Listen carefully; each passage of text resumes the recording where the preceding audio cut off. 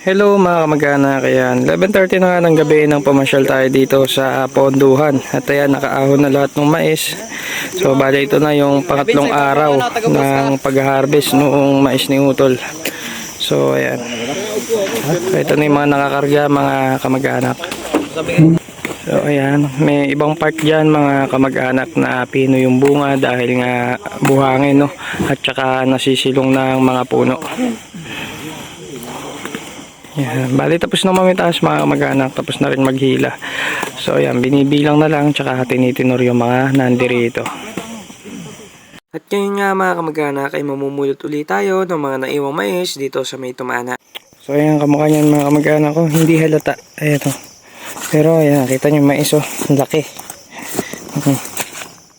Diba? So ayan pa mga kamag-anak ko. Ayan o, laki. Oh.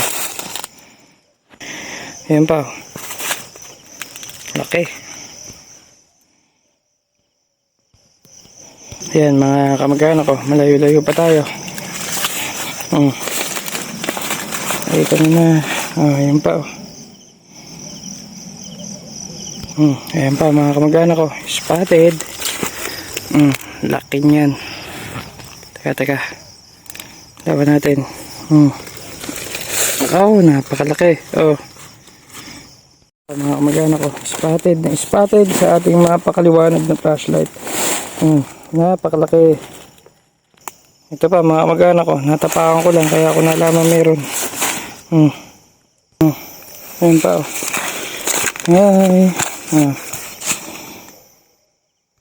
Yan na naman mga kamag-anak, napakalaki.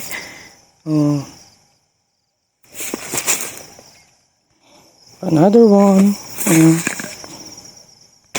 Yan. Hey. Laki niyan.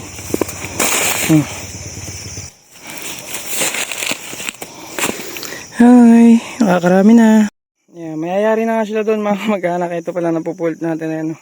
So medyo saglit lang tayo rito pero halos nakakalahating sako na tayo nung napulot. Time check mga kamag-anak. Ayan, umahon na tayo dito sa ponduhan at kinakarga na lang nila itong mga sinako. Pagkatapos nyan, tulugan na. So ayan. So ganyan lang karami yung naging load para sa huling harvest. Ayan.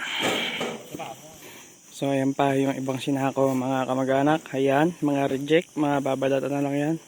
Asa yung pa iba. At kung ikaw nga kamag-anak ay nakarating na sa part ng video na to at nagustuhan mo yung ganitong klase ng mga video, ay huwag niyo po kalimutang mag-follow para updated po kayo sa mga susunod pa nating mga i-upload. Maraming salamat po mga kamag-anak.